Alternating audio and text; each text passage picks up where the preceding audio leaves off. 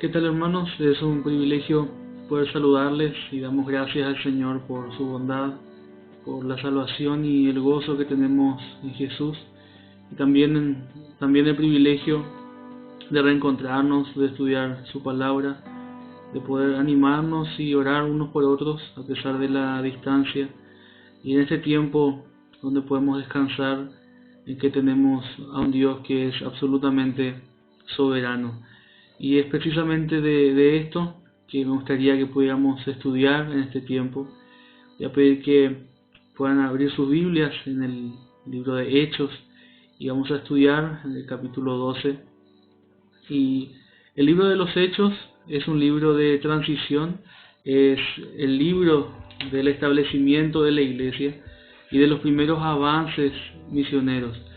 El libro de Hechos es un puente o es el puente de los evangelios a las epístolas y es más un libro histórico que doctrinal.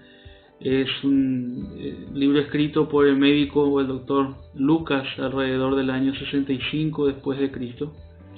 Y más que un libro solamente es en realidad una carta, una recolección de datos y de sucesos dirigidos a un hombre llamado Teófilo.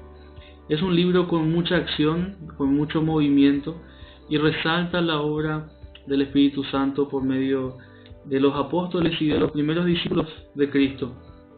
Tanto que muchos dicen que este libro, en vez de llamarse Hechos de los Apóstoles, debería llamarse Hechos del Espíritu Santo. Y es con esta idea que titulamos este mensaje: Hechos de un Dios soberano. Hechos de un Dios soberano. Voy a pedir que me acompañen a Hechos capítulo 12. Y para llegar ahí, a Hechos 12, pasamos por varios sucesos importantes que nos habla esta carta. Sucesos como la venida del Espíritu Santo en Pentecostés, la elección de los diáconos para servir en la iglesia.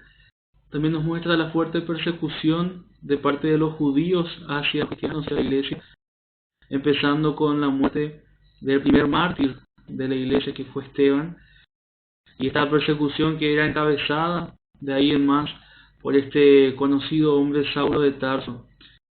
Luego vemos la conversión de este perseguidor convertido a predicador, y nos muestra cómo los primeros gentiles se iban añadiendo y agregando a la iglesia. Después de la conversión de Saulo, la iglesia tuvo un tiempo de tranquilidad y disminuyó un poco la persecución, hasta que el rey Herodes Agripa, por una razón más bien política y religiosa, decide iniciar la primera persecución a los cristianos por parte de los romanos. Antes eran los judíos que habían perseguido por cuestión religiosa, por celo religioso a los cristianos.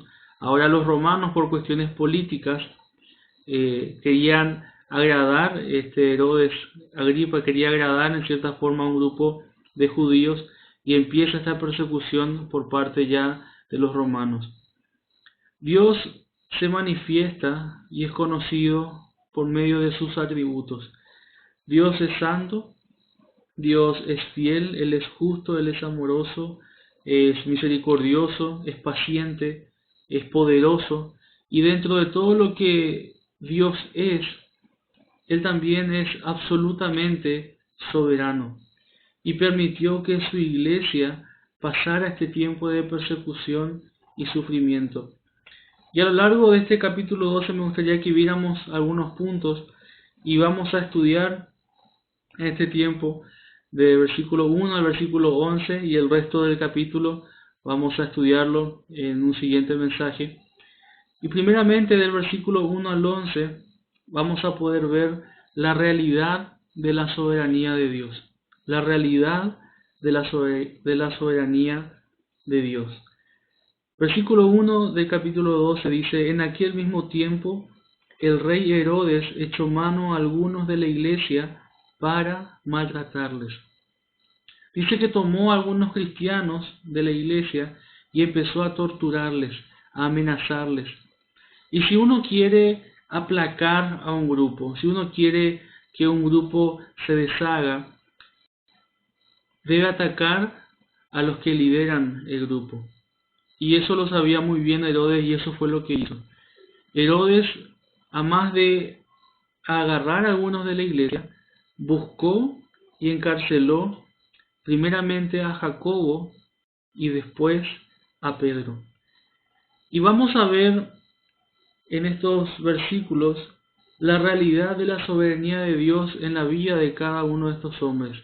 Y primeramente versículos 1 y 2 vamos a ver o vemos la realidad de la soberanía de Dios en la vida de Jacobo. Dios tomó a este apóstol Jacobo, hermano de Juan, quienes juntos eran conocidos como los hijos del trueno. Fue justamente un apodo que Jesús mismo le puso. Jacobo pertenecía a este círculo íntimo, a este círculo cercano del Señor Jesucristo, que vemos descrito en los evangelios de Pedro, Juan y Jacobo, o Pedro, Jacobo y Juan. Ellos eran los que siempre estaban más cerca de Jesús. A este Jacobo es a quien Herodes agarra. El hecho de que fue buscado por Herodes demuestra también el impacto que tenía el ministerio y la vida de Jacobo, por más de que no se habla tanto de él como se habla de Pedro y de Juan. Y vemos el versículo 2, y mató a espada a Jacobo, hermano de Juan. Ya en el versículo 2 se registra la muerte del primer apóstol. Herodes mata a Jacobo, y es probable que haya sido una muerte pública, y la expresión muerto a espada indica que fue decapitado. Y esto fue algo que agradó, versículo 3 dice, viendo que esto había agradado a los judíos que odiaban a estos cristianos, se pusieron contentos, se alegraron.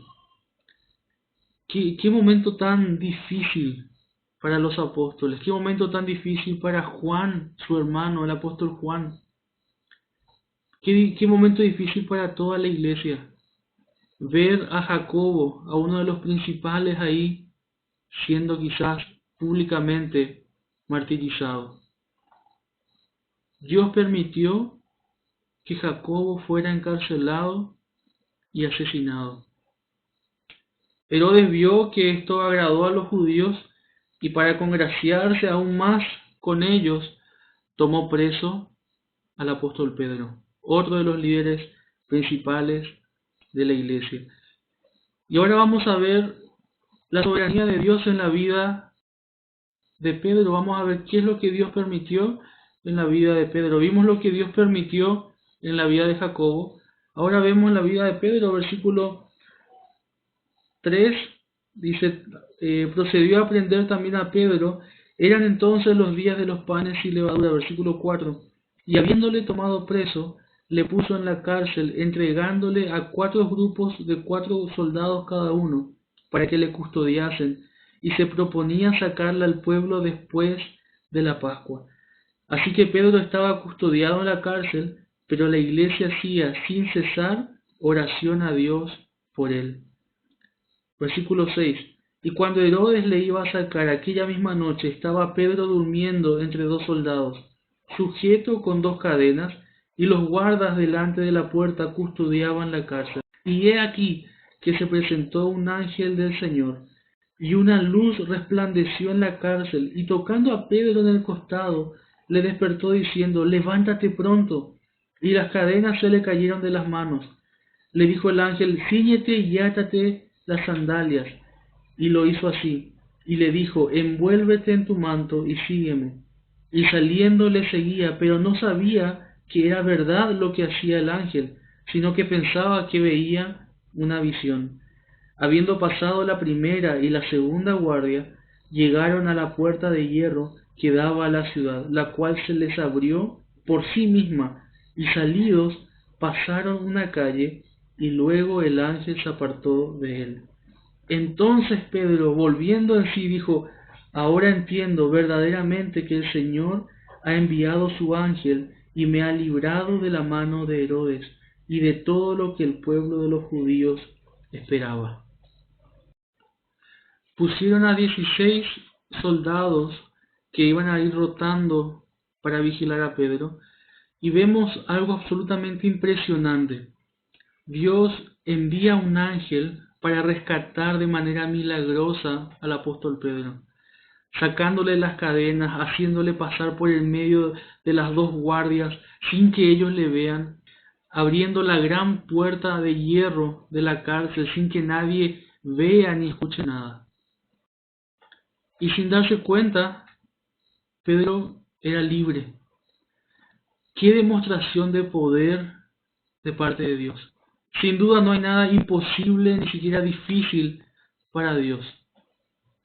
Pero aunque esto es tan impresionante, creo que rápidamente nuestras mentes pueden llevar a preguntarnos ¿por qué permitió Dios que Pedro fuera rescatado de una manera tan increíble?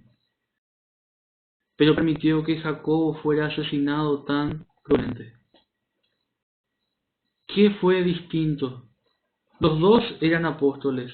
Los dos eran del círculo cercano a Jesús. Para nuestra mente es difícil entender a Dios y su manera de obrar muchas veces. La única respuesta la encontramos en la realidad de la soberanía de Dios.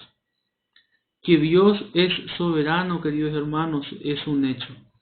Lo reconozcamos o no, nos guste o no, al mundo le guste o no la idea, eso es irrelevante. Dios es soberano.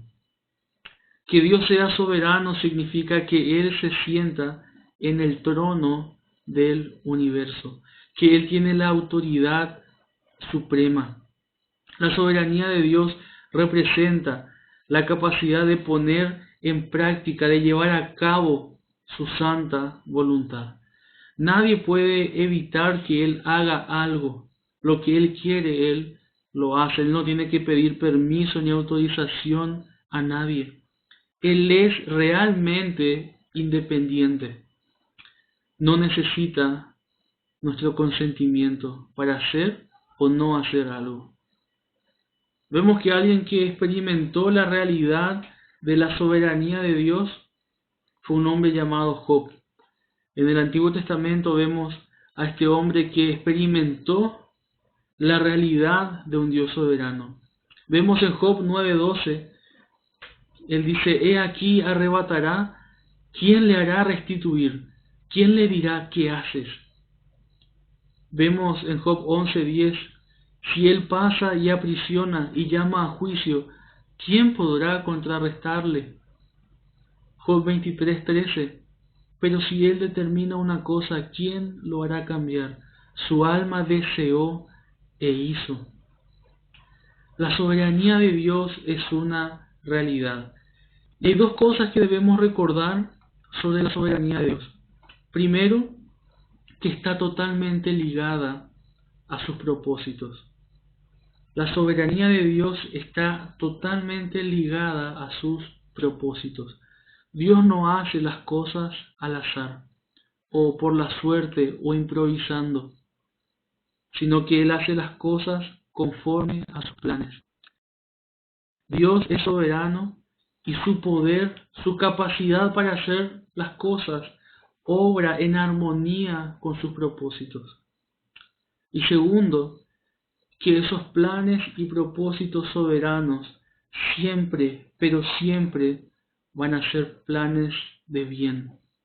Aunque no entendamos y en nuestra lógica no tenga sentido que el sufrimiento sea parte de una voluntad buena, agradable y perfecta, Dios está obrando siempre para nuestro bien.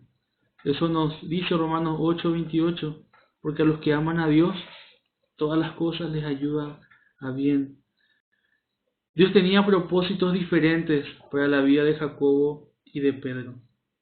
Permitió que uno muriera según su propósito y permitió que el otro fuera liberado de una forma milagrosa según su propósito también. En ambas situaciones Dios fue glorificado, tanto en la muerte de uno como en el rescate del otro. La gran mayoría o la mayoría de nosotros hemos escuchado sobre el misionero Jim Elliot, uno de los 5 misioneros asesinados en Ecuador al intentar llevar el evangelio a la tribu Guaraní. Bueno, Jim Elliot tenía un hermano mayor llamado Bert Elliot, o también conocido como Heriberto Elliot. Bert, junto a su esposa Colleen, fueron de misioneros a la selva de Perú, años antes incluso que Jim Elliot fuera a Ecuador. Y Bert Elliot dijo lo siguiente: el servicio a Dios tiene como 2 caras de una moneda. Por un lado un arado y por el otro lado un altar. Dios quiso que yo tuviera el arado y que mi hermano Jim tuviera el altar. Bert Elliot sirvió por 62 años como pastor en las selvas de Perú. Fundaron junto a su esposa más de 150 iglesias. Tanto Jim Elliot como Bert fueron llevados por la soberana mano de Dios, siendo usados para su gloria. Nadie puede negar lo que Dios hizo por medio de la entrega de Jim Elliot y esos 4 misioneros valientes que entregaron sus vidas por el Evangelio. Su testimonio levantó misioneros a lo largo y ancho del mundo en distintas generaciones. Familiares suyos, amigos, compañeros vinieron a continuar la obra que ellos empezaron. Iglesias fueron fundadas después. Los asesinos de ellos se convirtieron al Señor y fueron líderes de las iglesias que se fundaron. Jim Elliot murió a los 29 años, sin poder evangelizar, sin poder discipular a ningún guaraní. Pero Dios fue glorificado. Bert Elliot murió el 2011 a los 87 años en su casa en la ciudad de Trujillo, en Perú. 62 años sirvió al Señor. Evangelizó, discipuló, fundó iglesias, fundó escuelas, una vida totalmente entregada al Señor. El escritor Randy Alcorn se refirió a estos hermanos de la siguiente manera. Él dijo: Jim fue una estrella fugaz que surcó el cielo, del cual todos quedaron maravillados. Por otro lado, Bert fue una estrella tenue que día a día surcaba fielmente el mismo camino sin que muchos se den cuenta. Ambos brillaron para la gloria de Dios. En ambas situaciones Dios fue glorificado y cumplió sus propósitos, tanto en el altar donde fue puesto Jim, como en el arado que usó Bert. Dios es soberano y obra en base a sus propósitos perfectos, en base a sus planes de bien. La soberanía de Dios es una realidad. Sin duda en este tiempo hemos experimentado cómo nuestros planes se arrugaban como cuando arrugamos un papel. Pero podemos tener confianza de que Dios está llevando a cabo su plan perfecto y Él será glorificado. Él se está glorificando en toda esta situación.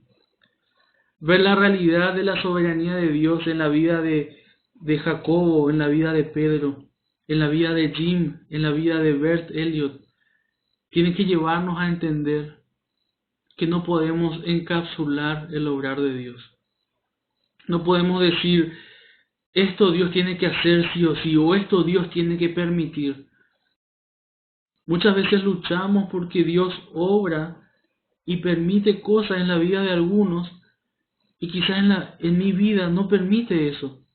O abre puertas para algunos que para mí no son abiertas.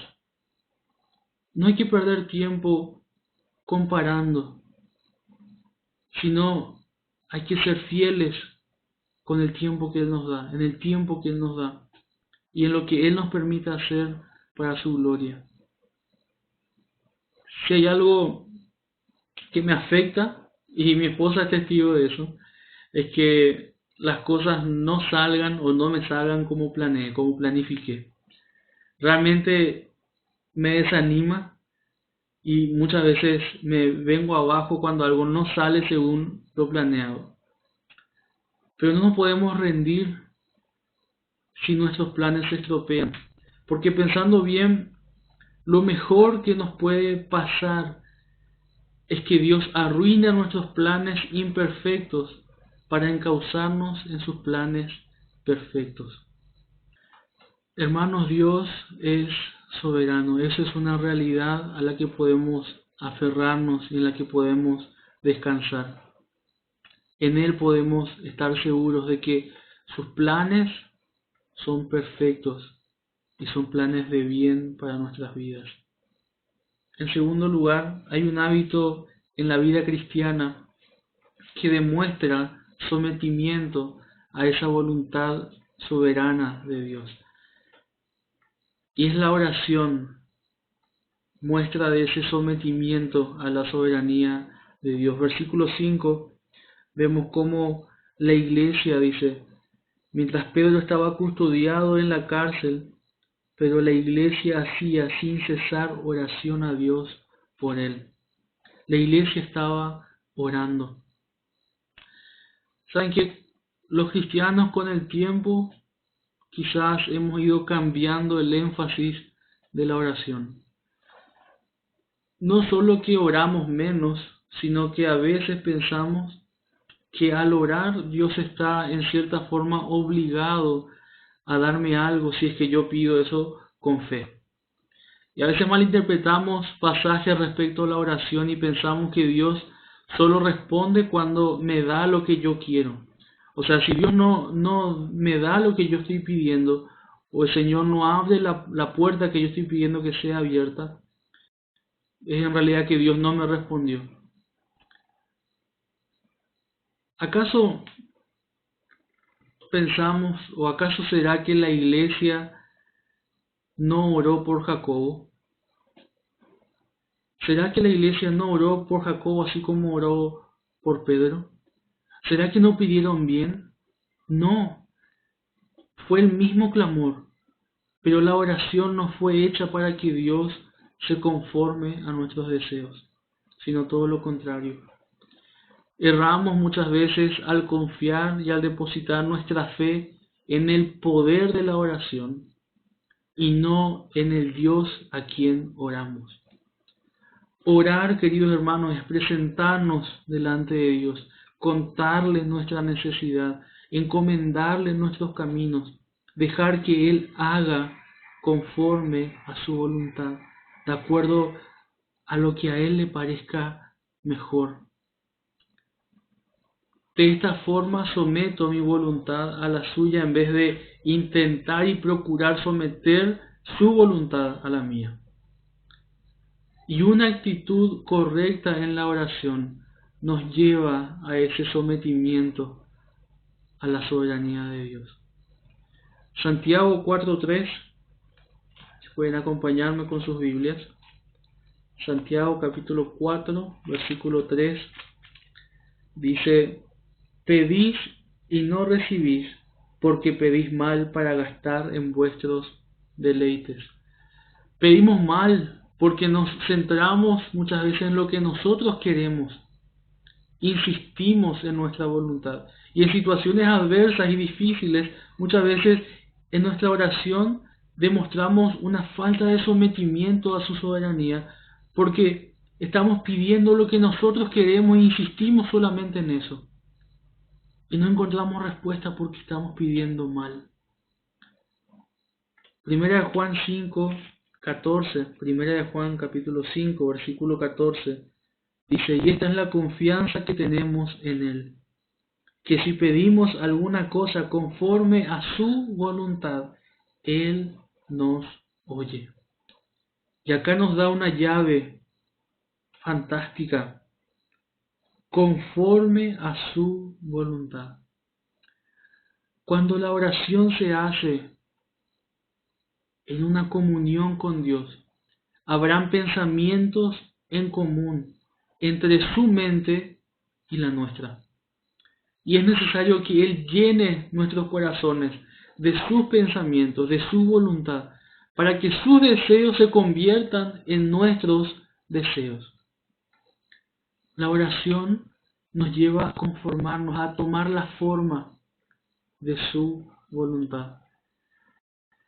La gran mayoría de nosotros, y desde pequeños nos enseñan a terminar nuestra oración usando la frase, en el nombre de Jesús, amén. Ya cuando vamos creciendo, vamos añadiéndole más cosas, más teología, pero eso está en Juan capítulo 16, 23, Cristo mismo dijo, ¿verdad? Si me acompañas podemos leer ese versículo. Dice, de cierto os digo, que todo cuanto pidiereis al Padre en mi nombre os dará. Que todo lo que pidiereis en mi nombre. Pedir en el nombre de Cristo. Esto, queridos hermanos, es muchísimo más que solo una frase para terminar nuestras oraciones.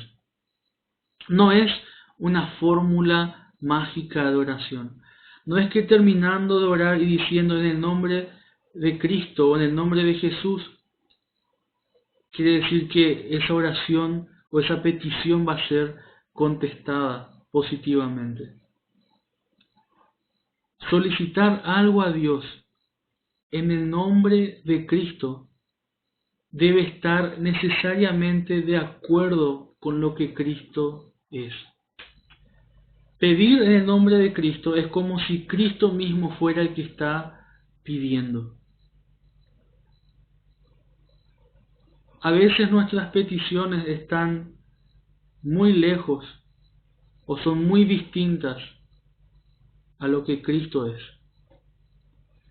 Y no están de acuerdo a lo que Él es, a lo que Él enseñó.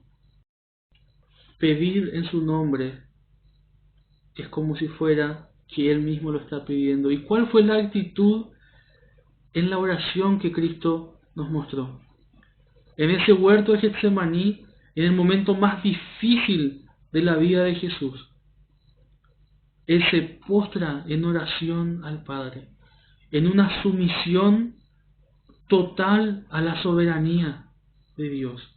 Y le dice, si es posible que pase de mí esta copa, pero hágase tu voluntad y no la mía. Pedir en su nombre es descartar nuestra propia voluntad aceptando la de Dios.